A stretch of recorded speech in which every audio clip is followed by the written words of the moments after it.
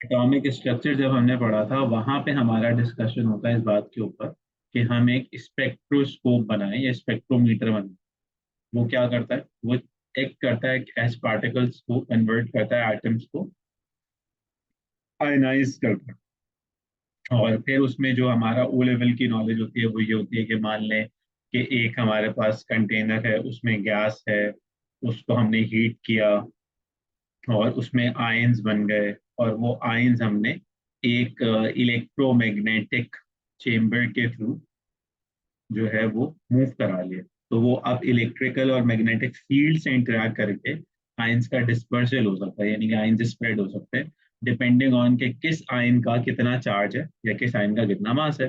अब अगर heavier charge है, बहुत ज्यादा चार्ज है, तो ऑब्वियस सी बात है वो ज्यादा डिफ्लेक्ट करेगा। अगर बहुत कम चार्ज है तो वो सीधा ही जाता रहेगा। इसी तरह से अगर एक पार्टिकल है जो बहुत हैवी है, जिसका मास ज्यादा है, तो उसके ऊपर डिफ्लेक्शन कम असर करेगी।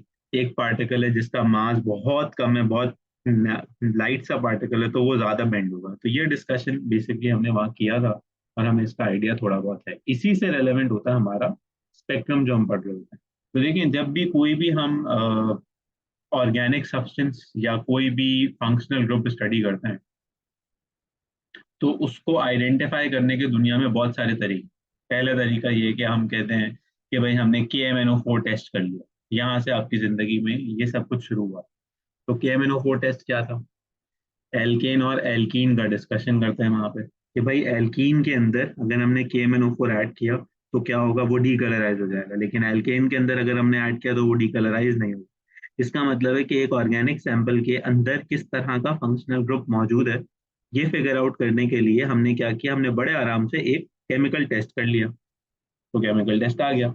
लेकिन अब चैलेंज है। चैलेंज क्या है? चैलेंज ये है कि केमिकल टेस्ट करना हर वक्त पॉसिबल नहीं होता। मिसाल के तौर पे एक डॉक्टर है, वो एक इंसान के ऊपर पता करना चाह रहा है कि उसके अंदर, उसकी बॉडी में उसको कोई फ्लूइड मिला है, उसकी बॉडी में कहीं पे कोई स्टोन जनरेट हो गया है, उसकी बॉडी में पेट के अंदर कोई चीज मिली है उसे। तो अब वो वहां पे तो कोई डिफरेंट एसिड्स डाल के, डिफरेंट चीजें डाल के चेक नहीं कर सकता ना, क्योंकि बॉडी सेंसिटिव है। तो अगर बॉडी के अंदर कोई उसको चीज ढूंढनी है, फिगर आउट करनी है कि यार अच्छा मिसाल के तौर पे किडनी स्टोन है किसी को, तो किडनी स्टोन तो हम क्या कहते हैं, हथौड़ा मार के भी तोड़ सकते हैं। तो किडनी के ऊपर हथौड़ा मारना शुरू हो जाएगा उस तरह, तो किडनी खराब हो जाएगी। इसी तरह से किडनी के ऊपर तेजाब डाल दे कि भाई एसिड जो है वो स्टोन्स को जो है वो डाइल्यूट कर देता है, खत्म कर देता है, तो ये तो बेवकूफी वाली बात होगी। तो ये तो हरकतें नहीं हो सकती।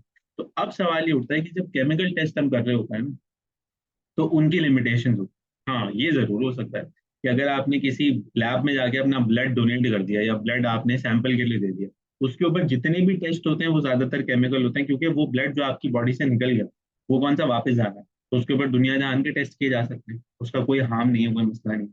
तो ये कॉन्सेप्ट होता है या ये बेसिक स्कोप होता है केमिकल टेस्ट थ्रू केमिकल्स। यानी कि हम आइडेंटिफाई कर रहे हो किसी फंक्शनल ग्रुप को केमिकल एनालिसिस, जिसकी अपनी लिमिटेशन होती है और जिसकी अपनी एक्यूरेसी होती है। हाँ, दूसरी चीजें ये है कि अब अगर हम चाहते हैं कि नहीं हम एक फिजिकली ओरिएंटेड टेस्ट करें जिसमें किसी केमिकल का इस्तेमाल ना हो, और फिर भी हम ये पता कर लेंगे कौन सा फंक्शनल ग्रुप है, तो उसके लिए हम क्या बनाएंगे? उसके लिए हम बनाएंगे इंफ्रारेड स्पेक्ट्रम। क्या बनाएंगे? Infrared spectrum. पहली चीज, इंफ्रारेड ही क्यों बनाएंगे? विजिबल क्यों नहीं बनाते? अल्ट्रा वायलेट क्यों नहीं बनाते? क्योंकि जो ऑर्गेनिक सब्सटेंसेस हम पढ़ते हैं ना, वो ज्यादातर उस रेंज में लाया करते हैं जिसपे इंफ्रारेड बेसिकली फिट उतरता है। इसलिए हम इंफ्रारेड स्पेक्ट्रम पढ़ते हैं। इसलिए हम अल्ट्रा वायलेट और विजिबल नहीं पढ़ते, क्योंकि हमारे डिपार्टमेंट में एएस लेवल के अंदर जो फंक्शनल ग्रुप्स हमारे पास मौजूद हैं, वो फंक्शनल ग्रुप्स इसी रेंज में हैं। इसका मतलब ये है कि अगर कभी जिंदगी में कोई ऐसा फंक्शनल ग्रुप टकरा गया जो अल्ट्रा वायलेट में आता है, एक्स रेंज में आता है, विजिबल में आता है या हायर रेंज पे आएगा, तो वहां जाके देखेंगे हम कि हाँ भाई उसका इंफ्रारेड स्पेक्ट्रम नहीं बनाओ, उसका यूवी स्पेक्ट्रम बना लो, उसका विजिबल स्पेक्ट्रम बना लो। ये हो गई एक बात। अब सवाल ये कि ये स्पेक्ट्रम क्या शो करता है और ये स्पेक्ट्रम बनता कैसे। तो हम क्या करते हैं बेसिकली, हम एक सब्सटेंस उठा लेते हैं। लेट्स से हमारा केस स्टडी इस वक्त है प्रोपेनॉन। ठीक है, प्रोपेनॉन आपको पता है कि एक अदद क्या है, कीटोन है। मैं इसे कुछ इंफ्रारेड रेडिएशंस ऑफर करूंगा।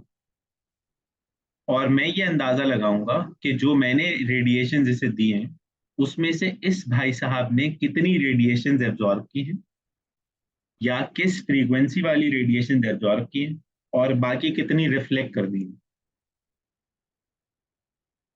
तो जो एब्जॉर्ब हो जाएंगी उसका बेसिकली मैं एक ग्राफ प्लॉट कर लूँ,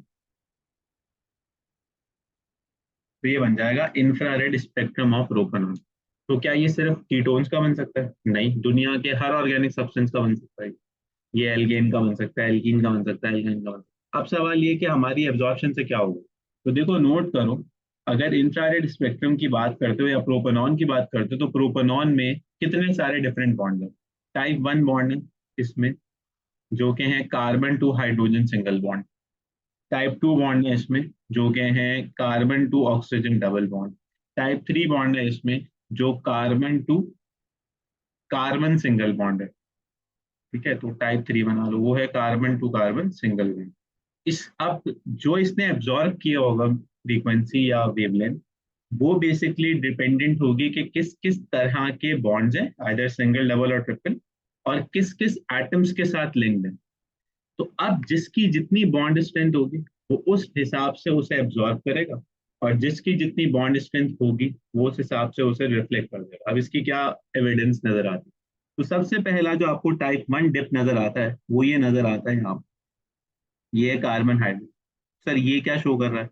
तो बेटा ये शो कर रहा है कि हमारी जो ओरिजिनल हमने वेवलेंथ ट्रांसमिट की थी इंफ्रारेड रेडिएशन की, दैट इज अराउंड 90% या क्लोज टू 100%। तो यहाँ से लेके यहाँ तक जो ये जो ट्रेजेक्ट्री बन रही है ऑलमोस्ट स्मूथ जा रही है, इसमें कोई खतरनाक किस्म की, कोई खौफनाक किस्म की डिप नहीं है। तो ये इसने अभी एब्जॉर्ब नहीं किए, अभी इसको हमने एक्साइट किया है। लेकिन जब carbon to hydrogen bond break होना शुरू हुआ तो वो यहाँ से आपको फिर ये डिप नजर आ रहा है। तो इसने ये एब्जॉर्ब किया, इसका मतलब है कि यहाँ से एब्जॉर्प्शन शुरू हुई, फिर यहाँ पे आके सारे कार्बन टू हाइड्रोजन बॉन्ड्स टूट गए। फिर हम थोड़ा सा और आगे जाते हैं, फिर हमें सेकंड डिप कहाँ नजर आया, यहाँ पे नजर आया, दैट इज टाइप 2 बॉन्ड। तो टाइप 2 में हमें नजर आया कि भाई carbon to oxygen double bond break हो रहा है, ये रहा, ये एब्जॉर्ब कर लिया इसने। ठीक है, फिर आ जाते हैं टाइप 3 फिंगरप्रिंट रीजन। अब इसके अंदर क्या है, इसके अंदर ये कि प्रोपोनॉन के जो स्ट्रक्चर के अंदर डिफरेंट चीजें हो सकती हैं, जैसे डिफरेंट इलेक्ट्रॉन्स हैं, कार्बन टू हाइड्रोजन कितने बॉन्ड ब्रेक हुए थे, एक हुआ था, दो हुए थे, रिक्रिएट हो गए आपस में, वो सब कुछ। तो जब भी आपके पास मल्टीपल फ्लिप फ्लॉप रीजन आ जाए किसी भी ऑर्गेनिक सब्सटेंस, इसका मतलब ये होता है कि अब वो है फिंगरप्रिंट रीजन। वो हमारा केस स्टडी से बाहर है, उसको हमने पढ़ना नहीं है, क्योंकि वो हमारा मेन फंक्शनल ग्रुप नहीं है। अब इसकी एक एग्जांपल दूंगा आपको। अगर मैं एक एल्कीन पढ़ रहा हूँ, ठीक है, तो मेरा main functional group carbon to carbon single bond थोड़ी है। अब जितने मर्जी टूटते रहे सिंगल बॉन्ड, मुझे तो ये आइडेंटिफाई करना था कि carbon to carbon double bond का है। इसी तरह से प्रोपानॉन जो आपके सामने मौजूद है, इसमें मैं इंटरेस्टेड ही नहीं हूँ कि इसमें कितने कार्बन टू हाइड्रोजन बॉन्ड है, मेरी बला से जितने भी हो। मुझे तो सिर्फ एक ढूंढना था, क्या देखना था, carbon to oxygen double bond, बस। और फिर ये चेक करना था कि कोई ऐसा और सब्सटेंस तो नहीं है इसके साथ, मिसाल के तौर पे carbon to oxygen double bond के साथ carbon to hydrogen single bond तो नहीं है, क्योंकि फिर ये कीटोन नहीं रहता, फिर ये एल्डिहाइड बन जाता। या carbon to oxygen double bond के साथ carbon to O H single bond तो नहीं है, वरना फिर ये कार्बोक्सिलिक बन जाता। Carbon to oxygen double bond के साथ साथ में कोई हैलाइड तो नहीं है, तो वरना ये एसाइल बन जाता।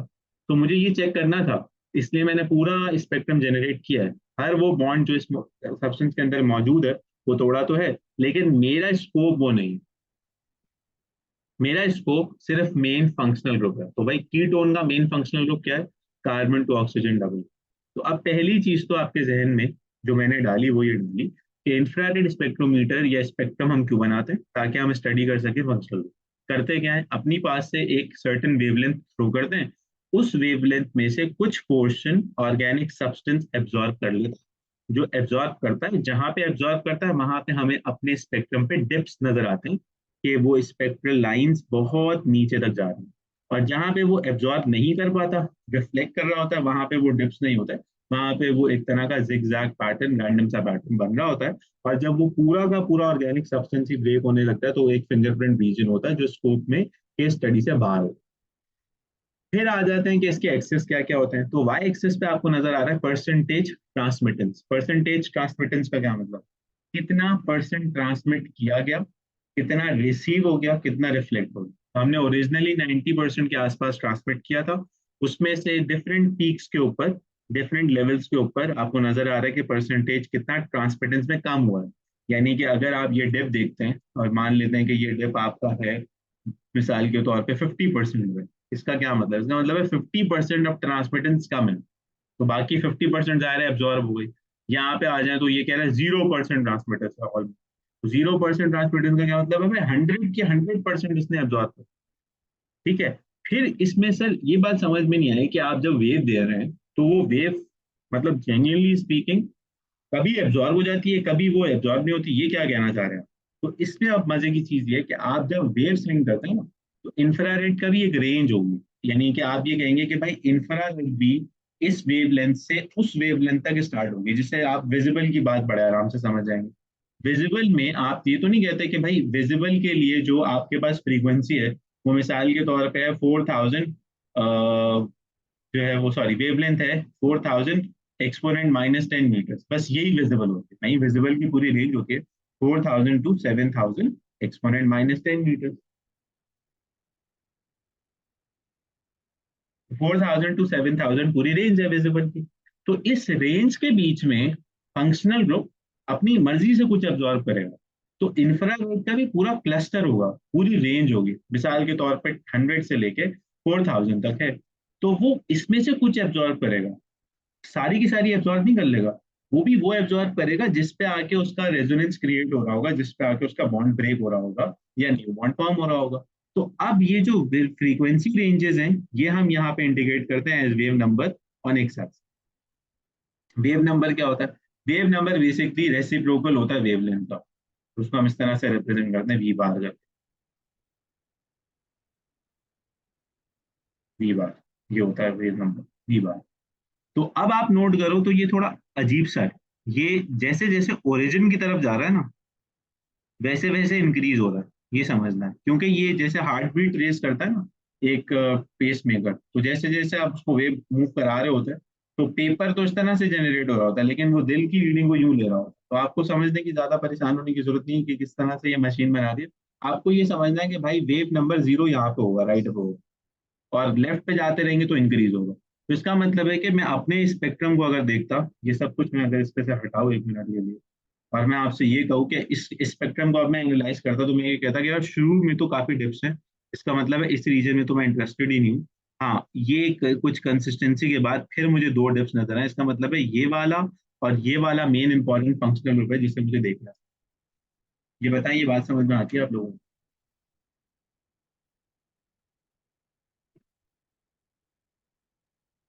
Yes sir.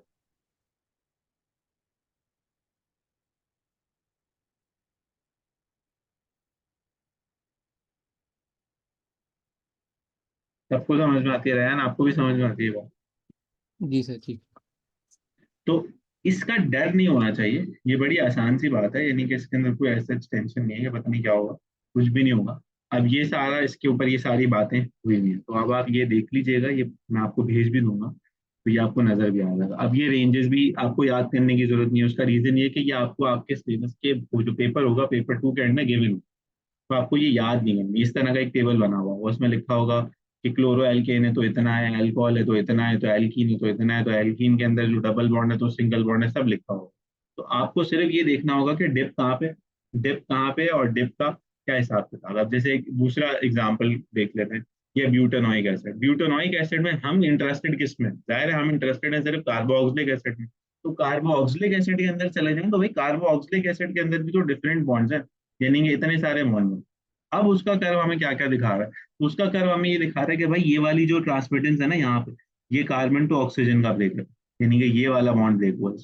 फिर इससे आगे आ जाए, ये वाला जो डिप है हमेशा ये कार्बन टू ऑक्सीजन का डिप। फिर थोड़ा और आगे आ जाए तो पता चलता है कि भाई ये वाला डिप है, ये जो इतना ब्रॉड है, क्योंकि ये बहुत इलेक्ट्रोनेगेटिव मेंबर्स हैं, हाइड्रोजन बड़े आराम से ऑक्सीजन की जान नहीं छोड़ता, तो आपको बहुत ह्यूज अमाउंट ऑफ एनर्जी देनी पड़ती है। जो ये बच्चे फिर क्या करते हैं, चालाक होते हैं मसाले से, वो याद कर लेंगे कि OH के लिए बड़ा थिक वाला होगा, कार्बन टू ऑक्सीजन तो हमेशा 0 पे जाता है, carbon to double not oxygen बिल्कुल 0 पे आके बहुत ही पीक शार्प बनाता है, तो ये याद भी कर सकते हैं। ये बताइए सर बात समझ में जी जी। सर मगर ये जैसे सी ओ बॉन्ड है और सी डबल ओ बॉन्ड है, मतलब ये हर उसमें सेम ही रहेगा ना इसकी जो वेव नंबर है? नहीं नहीं नहीं, यही बॉन्ड एस्टर में इसके लिए तो फिक्स है, लेकिन एस्टर में ये डिफरेंट होगा, क्योंकि एस्टर में ये वाला बॉन्ड एग्जिस्ट नहीं कर रहा होगा एच के साथ, तो जाहिर है इसकी भी स्ट्रेंथ कम हो जाएगी या ज्यादा हो जाएगी। तो ये याद नहीं करना, ये मेन अच्छा, मतलब फंक्शन हर किसी जो। की डिफरेंट होती है? हाँ, कुछ की सेम होती है, यानी कि चालाकी करनी चाहिए करें, लेकिन कुछ की सेम होती है। अब यही जो ओ एच है, ये कार्बोक्सिलिक अगर ना हो ना, सिंपल अल्कोहल हो, तो उसमें इतना ब्रॉड पीक नहीं होती, उसमें बड़ा शार्प सा पीक होता।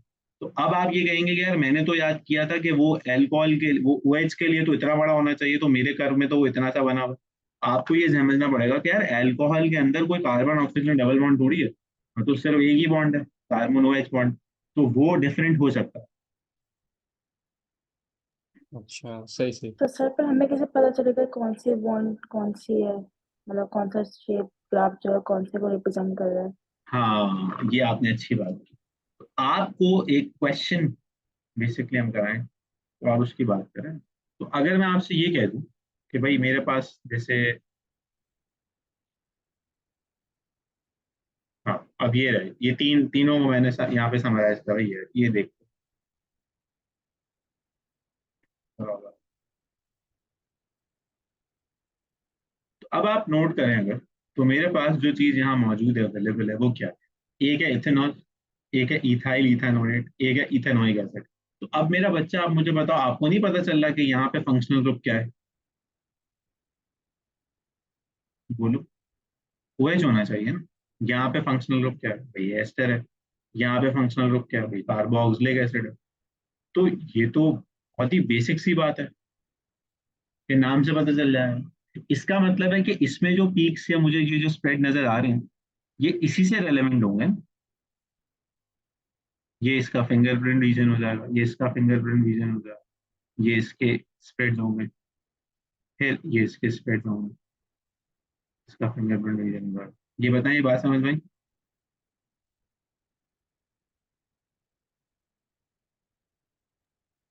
जी।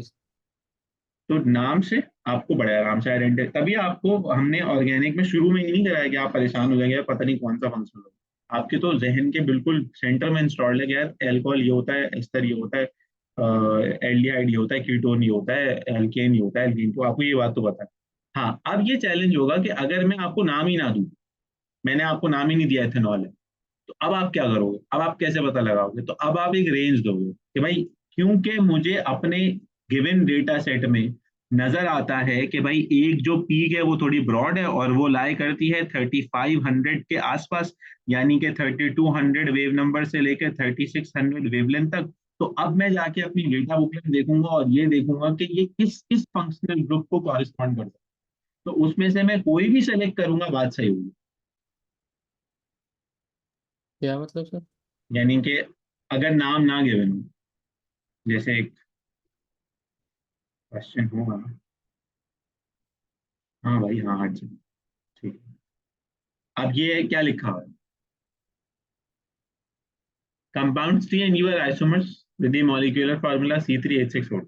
अब उन्होंने आपको क्या नहीं बताया? फंक्शनल ग्रुप नहीं बताया, right? Suggest their structures based on the spectra shown below. अब आपसे वो कहता है कि इनका स्ट्रक्चर बताओ कि क्या है। अब आपको कैसे पता चलेगा कि ये क्या है? That would be a question, right? बताएं, सोचें। यस।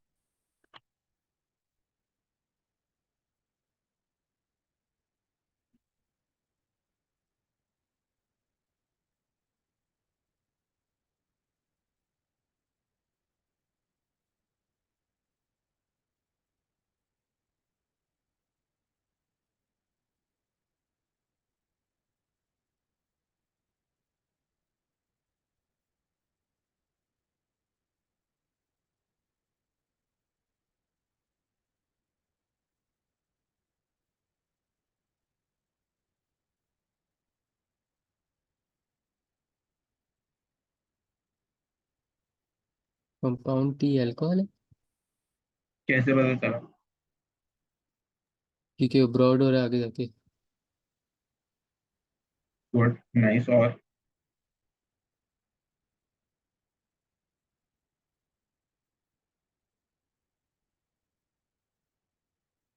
यू एस्टर है। ये कैसे पता चला आपको? क्योंकि शुरू शुरू में मतलब काफी ज्यादा पीक है। शुरू शुरू में काफी ज्यादा पीक होती है तो वो एस्टर होता है।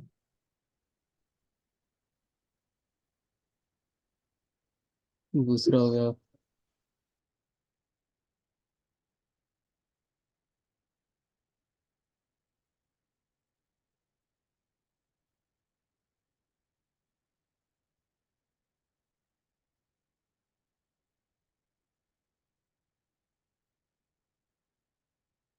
मुझे 2 मिनट दीजिए।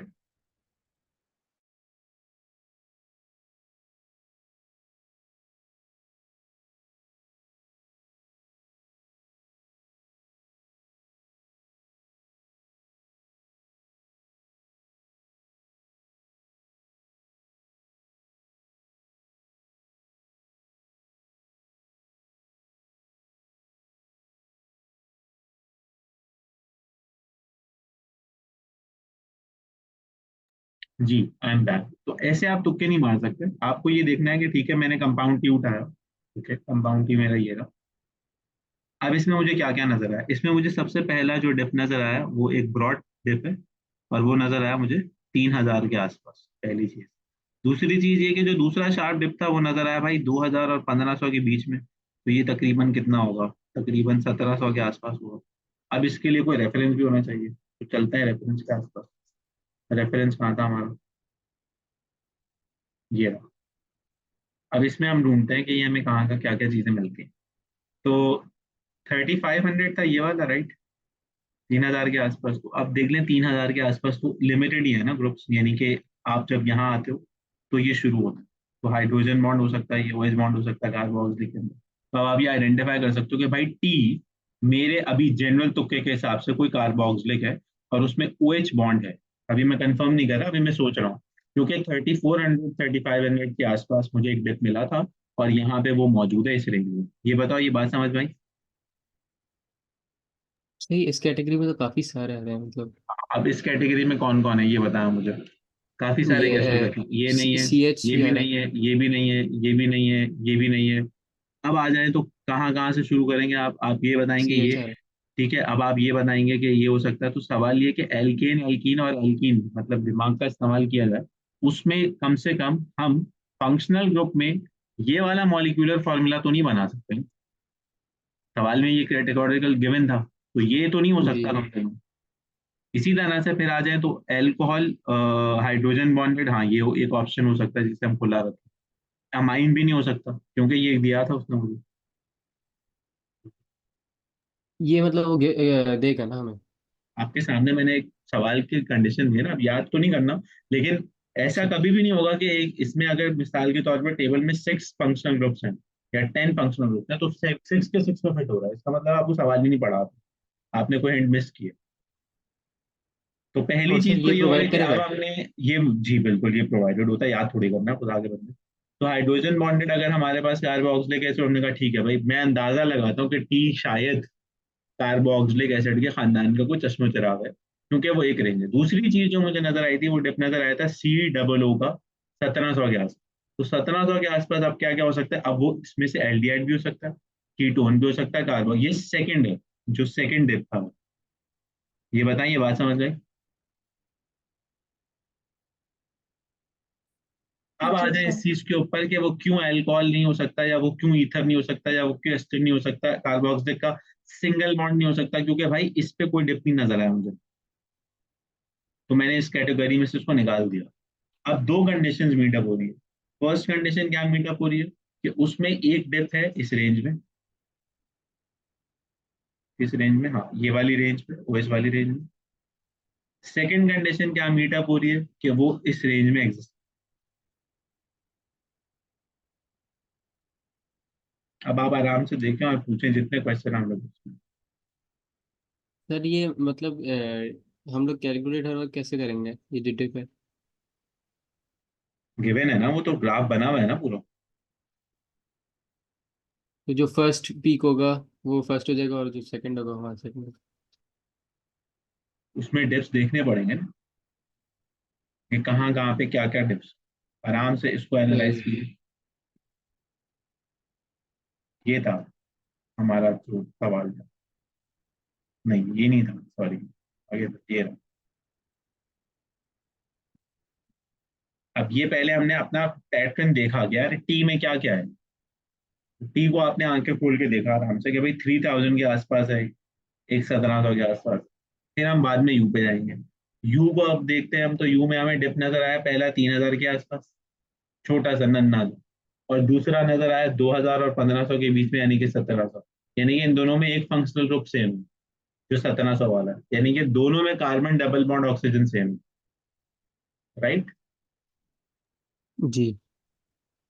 कुछ समझ आ और रहा है? फिर second tip, second to third वाले में करेंगे ना हम? जी एग्जैक्टली ये, यानी कि अब नेक्स्ट यहाँ पे अगर आ जाए तो आप यहाँ पे देख लें आराम से यार। ये ये रहा फर्स्ट, ये रहा सेकंड। ये तो इसका फिंगरप्रिंट रीजन है, ये तो केस स्टडी से बाहर है, ना टेंशन ही नहीं है।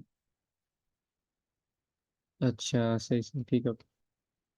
तो अब मुझे क्या समझ में आया, अब मुझे ये समझ में आया कि ठीक है भाई, ये तो दोनों का कॉमन है, तभी ये आइसोमर्स है।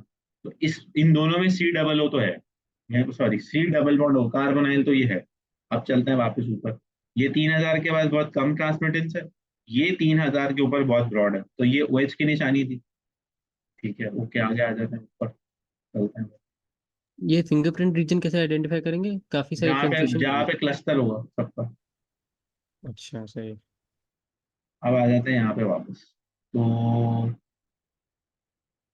3000 के आसपास बहुत कम डिप था, और 1700 के आसपास। ठीक है, तो बहुत कम छोटा सा डिप किसका हो सकता है?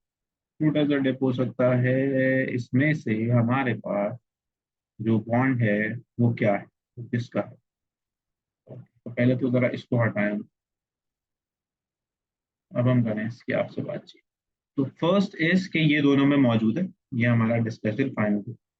अब टी में और यू में जो यूनिकनेस है वो ये है कि इस पे भी 3000 पे डिप है, इस पे भी 3000 पे डिप है, लेकिन वो बहुत ब्रॉड है और वो बहुत नैरो है, छोटा सा। और इसका ट्रांसमिटेंस भी हार्डली जो 50% 60%। अब आ जाएंगे, अगर ये ब्रॉड टिप है तो वो कहाँ हो सकता है, इस रेंज में। तो इस रेंज में ये हो सकता है, बल्कि अगर मैं एग्जैक्ट जाऊँ तो वो ये हो सकता है, ये 3000 के आसपास। 3000, बल्कि 3000 के आसपास ये क्यों है? 3000 के आसपास तो ये होना चाहिए, राइट। हाँ, यस। लेकिन उसमें एल्केन, एल्कीन और एरीन, एल्केन और एल्कीन में ये पॉसिबिलिटी नहीं है। ये एरीन क्या है? बेंजीन होता है, ये A2 के अंदर पड़ेंगे। ये सेलेक्ट इसलिए करना पड़ा था। ठीक है, तो इसका मतलब है भाईजान टी होगा हमारे पास COOH, और यू में 3000 के आसपास एक है, COO है। बाकी जो दूसरा था वो था सिंपल एल्केन। उसमें अब हमारे पास ऑप्शन यही बचता है कि हम सेलेक्ट करें। बाकी सारे उसमें ये वाला एब्सेंट है, राइट, और उसमें ये वाला भी एब्सेंट है। तो अब क्या हो सकता है वो, अब ये हो सकता है सिंपल 3000 के आसपास एल्केन एड। तो हमारा जो यू है वो एक कीटोन है, क्योंकि उसमें एक ये मौजूद है, बाकी सारे कार्बन टू हाइड्रोजन या carbon to carbon single bond मौजूद है, या जो है वो डबल बॉन्ड कहीं एब्सेंट है और कुछ है नहीं, तो वो कीटोन हो सकता है, ये हमारा जो है वो कार्बोक्सिलेज। ये बताइए, समझ में आई बात? Yes sir. अब मैं आपको ये पूरी जो फाइल है वो भेजूंगा, आप तफसील से इसको गो थ्रू करेंगे अपने हिसाब से, क्योंकि ये एक दफा में जाहिर है आपको समझ में नहीं आएगी कि क्या हुआ है। तो आराम आराम से एक एक चीज का मैंने सारा एनालिसिस किया, एक एक पूरा जो है ना स्ट्रक्चर समझाएगा। फिर इसमें कुछ क्वेश्चन भी आपकी नजरों से गुजरेंगे, तो आप वो भी कर सकते हैं। और जहाँ पे आपको मसला हो फिर आप वो मुझे बता दीजिएगा कि सर ये समझ में नहीं है। ठीक है, इसके साथ ही आपका ये IR वाला चैप्टर खत्म हो जाएगा।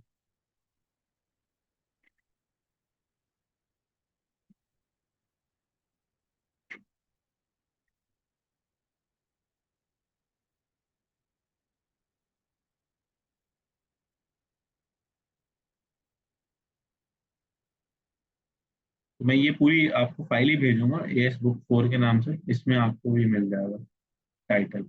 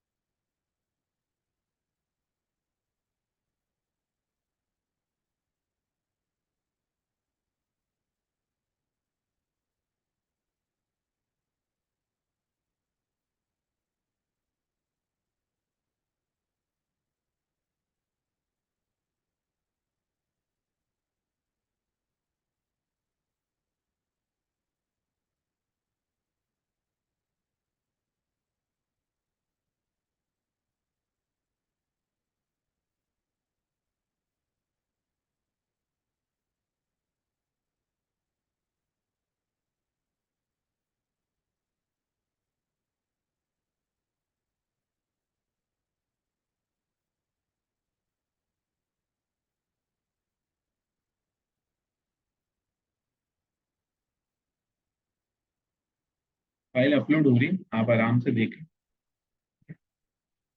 फिर अगर कोई क्वेश्चन हो तो हम करो।